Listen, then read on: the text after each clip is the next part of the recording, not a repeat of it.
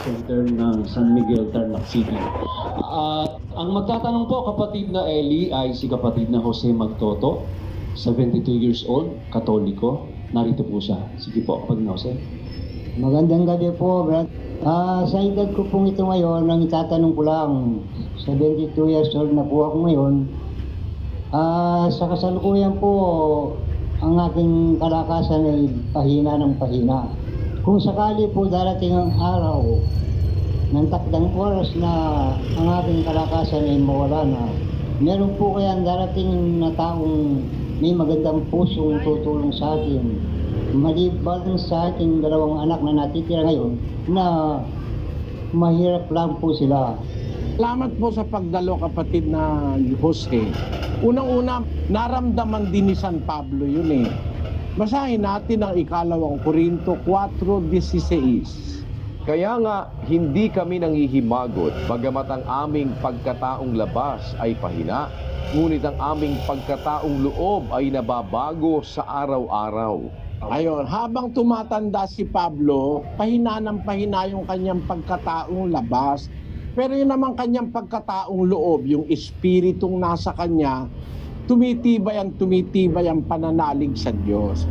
Alam mo kapatid, para wag kang mapabayaan, maglaga ka ng tiwala, hindi sa tao, sa Diyos. Ang Diyos kasi ang makagagawa ng lahat ng paraan para ang isang taong magigipit ay wag mapahamak. Kung sumasampalataya ka sa Diyos, ang dapat mong sampalatayanan, ang Diyos may magagawa, hindi kayang gawin ng tao. Yun ang aking pananalig, kapatid. Alam mo, pagka mayroon akong nararamdaman, hindi ako basta nagtatanong sa doktor.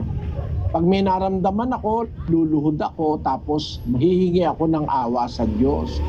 Kasi ang alam ko, kahit walang doktor, pagka gusto ka pang pagalingin ng Diyos, gagaling ka. Kahit naman may doktor, pag wala ka na talagang wala ka ng panahon, kukunin ka na ng Panginoon, kahit lahat ng doktor magsama-samang gumamot, hindi ka rin mabubuhay. O merong ibang mga tao, wala pa ngang 50 anyos yung iba, wala pang 60, wala pang 70, patay na. Buti nga ikaw, kapatid, lagpas ka na ng 72 ka na. Lagi mo lang sanang maisip, magkaroon ka ng Diyos sa buhay. Kapatid, yun ang pinakamahalaga. Huwag kang umasa sa tao. Mas mahalaga ang magagawa ng Diyos. Kaya habang may buhay ka pa, meron ka pang konting lakas, mag-umpisa ka na maghanap ng Diyos sa buhay. Yung Diyos na totoo. Yung Diyos na mapaniniwalaan mong hindi nagsisinungaling, makakatulong sa iyo sa panahon ng kagipitan. Ang Diyos lang ang makakagawa nun, kapatid. Ang payo ko sa iyo, makinig ka nung aral ng Diyos. Pakiramdaman mo rin doktrina ng ginutang Jesucristo. Kapamila tandare nga mano na ning Ginu, mi kayatin kang kapanayan king kay kampuso. Ing kapanayan na itamani batanya king mayupaya king sabla. At patseng mayupaya king sabla ing ginawa alang taong pwedeng makagawa ning gawa na ning mayupaya. Sana naintindihan mo, kapatid na Jose. Salamat. Salamat. Makinig kang doktrina, kapatid, at huwag kang mag-alala. Dapat kahit mauna ka, mahuli ka, may tiwala ka sa Diyos. Mapalad ang namamatay na may Diyos sa buhay. Apokalipsis 14:13. At narinig ko ang isang tinig na mula sa langit na nagsasabi, isulat mo, mapapalad ang mga patay na nangamamatay sa Panginoon mula ngayon. Oo, sinasabi ng Espiritu, upang sila'y magpahinga sa kanilang mga gawa, sapagkat ang kanilang mga gawa ay sumusunod sa kanila. Bisa Kapampangan, at dindam ko ing meto nga siwala banwa sa sabyana, isulat mo, nuwan lading mete ang mamamateking Ginu, manibat ngeni ang gaking paintungol, yana sa nga naning Espiritu, balang painawa king karelan dapat, uling ding dapat natutukila karela. Nuwan lading mete ang mamamateking Ginu, kanwanan ing mateking ating kan Diyos king diye kapatay. Samahan ka nawa ng Diyos sa mga huling araw ng buhay mo, kapatid. Kapatid na Daniel, punta naman tayo sa May Kawayan. Apo, sa May Kawayan, Bulacan po tayo. Nandun naman si kapatid na Rick at si kapatid na Mel Pingan. Go ahead, May Kawayan, please. Opo. At sa pagkakataon ito, ang bibigay po natin magtatanong ay isang miyembro ng INC. Siya po ay narito upang ibigay ang kanyang katanungan, kapatid ni Eli, kapatid na Daniel. Ito na po siya. Kapatid, ako po si Berry Aquino. Totoo po si Kristo po ay tao? Ilan po may tatanong ko po?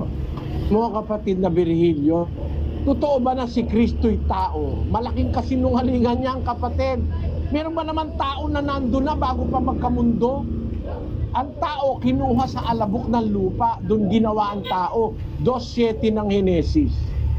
At nilalang ng Panginoong Diyos ang tao sa alabok ng lupa at hiningahan ang kanyang mga butas ng ilong ng hininga ng buhay at ang tao ay naging kaluluwang buhay.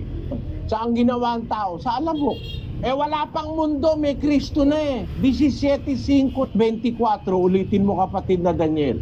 At ngayon, Ama, luwalhatiin mo ako sa iyo rin ng kaluwalhati ang aking tinamo sa iyo, bago ang sanglibutan ay naging gayon. Ama, yaong mga ibinigay mo sa akin ay ibig ko kung saan ako naroroon, sila naman ay dumuong kasama ko, upang makita nila ang kaluwalhatian ko na ibinigay mo sa akin, sapagkat ako'y iyong inibig bago natatag ang sanglibutan. Tingnan mo, inibig mo ako bago natatag ang sanlibutan. Bakit? Ipinanganak siya ng Ama eh. Bago pa niyari ng Diyos ang universo, ipinanganak ng Diyos ang anak.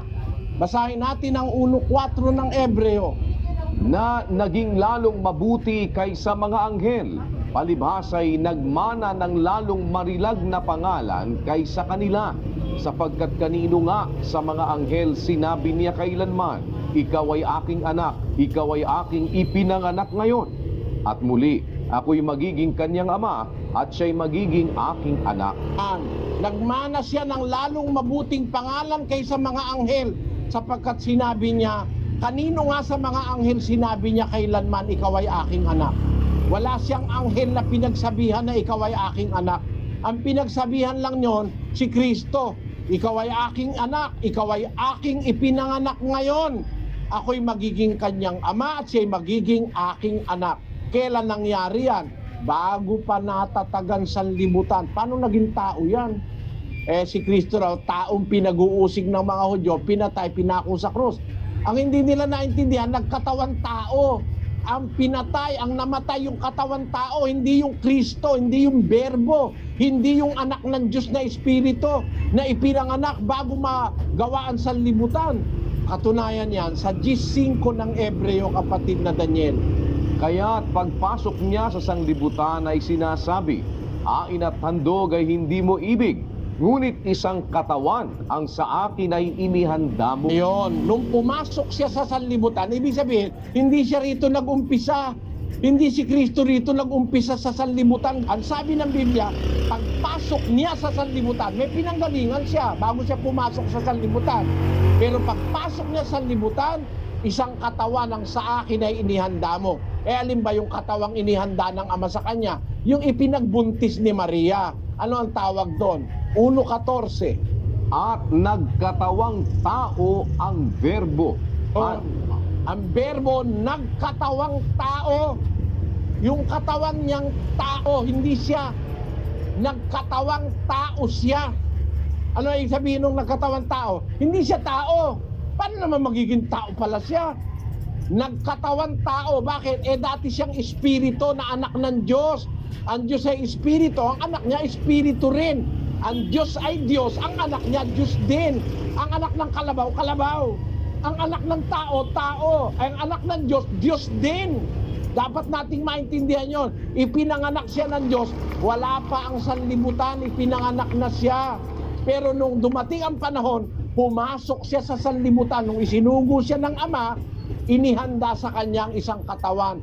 Pagpasok niya sa sanlibutan, isang katawan ang sa akin ay inihanda mo, sabi ng anak. Anong katunayang Hindi siya dito nag-umpisa sa sanlibutan. Pumasok lang siya rito. Basahin natin ang 6:38 ng Juan. Sapagkat bumaba akong mula sa langit, hindi upang gawin ko ang aking sariling kalooban, kundi ang kalooban ng nagsugo sa akin. Ang tao na nag-umpisa sa langit, masabi mo tao si Kristo. Sabi niya, bumaba akong mula sa langit. Sabi na nga, nagkatawan tao eh. E di hindi tao, saan galing? Bumaba ako mula sa langit. Tamo? Galing siya sa langit. Paano mo sasabihin, tao yan galing sa langit? Meron bang taong galing sa langit? Ang tao galing sa alabok. Mateka siya. Sabi niya, tao siya. Nagkatawan tao nga eh. Ngayon, sasabihin nila, si Kristo yung tao. Bakit? Kasi isa lang ang Diyos. Isa lang daw ang Diyos. Paano mong nabilang ang Diyos? Paano mo nabilang? Tinan mo, ang bilang ng Biblia, iba sa bilang mo eh. Sa 10:30 ng Juan. Ako at ang Ama ay iisa. Ang iisang Diyos, meron kasamang ama at anak. Pinopwera mo yung anak eh. Sabi ni Kristo, ako at ang Ama, iisa. Bakit? 1:18 ng Juan. Walang taong nakakita kailanman sa Diyos ang bugtong na anak na nasa sinapupunan ng Ama. Siya ang nagpakilala sa Kanya. Saan nag-umpisa yung anak? Nasa sinapupunan ng Ama. Nasa sinapupunan ng Ama yung anak. Mula sa sinapupunan ng Ama, ipinanganak ng Ama. Yung pastor sa Pampanga nakadiskusyon ko, ibig mo ba ikang sabihin, ang Diyos ay nanganganak? Sabi ko, tutol ka. Meron ba ikang lalaking nanganganak para makapanganak? Babae kailangan. Bakit yung araw nagbunga sa likod mo? Bungang araw. Tingnan mo, nagbunga yung araw, napakalayo. Yung Diyos pa na makapangyarihan sa lahat, hindi makapanganak. Tingnan ninyo maling paniniwala na pagka nanganganak ay kailangan babae. May lalaking nanganganak. Basahin natin si Luz ang pruweba. Ayan, the biology of seahorses, reproduction. The male seahorse, rather than the female, becomes pregnant.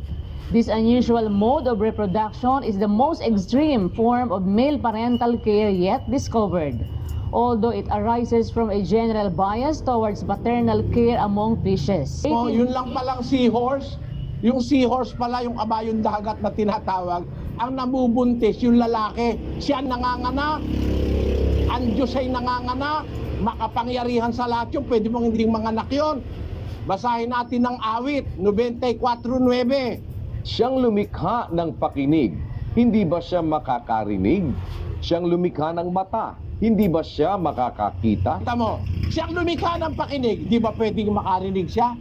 Tingnan mo yung tao, nung maintindihan niya yung principle ng pag-hearing, nakagawa siya ng hearing aid eh.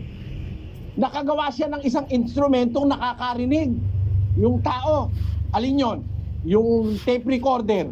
Naririnig ng tape recorder, itinetape niya yung sinasabi mo. Kung ang tao na nakakarinig, nakakagawa ng ibang bagay na nakakarinig. Kung ang tao na nakakakita, nakakagawa ng bagay na nakakakita. Nakakagawa ba? Nakakakita, camera eh. Nagawa ng tao, naintindihan niya kasi yung sense of sight eh. Alam niya yung principle of sight. Nakagawa ang tao ng camera, nakakakita. Kung ang tao nagagawa yung kakakita siya, makagawa siya ng nakakakita, hindi ba magagawa ng Diyos yun? Siya nga ang gumawa ng pakinig, hindi ba siya makakarinig? Siya ang gumawa ng mata, hindi ba siya makakakita? Siya ang gumawa ng paa, hindi ba siya makakalakad? Siya ang gumawa ng bahay bata, hindi ba siya makakapanganak? Di ba? Nakapanganak ba ang Diyos? Basahin natin uli ang Hebreo 1:4. Na naging lalong mabuti kaysa mga anghel, palibhasa'y nagmana ng lalong marilag na pangalan kaysa kanila.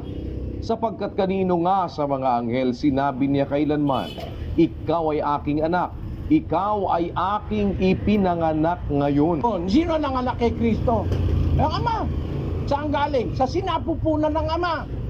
Kung yung pinanggalingan ni Diyos, yung nanggaling, ano yun? Tao? Si Eva, saan galing? Sa tadyang ni Adan.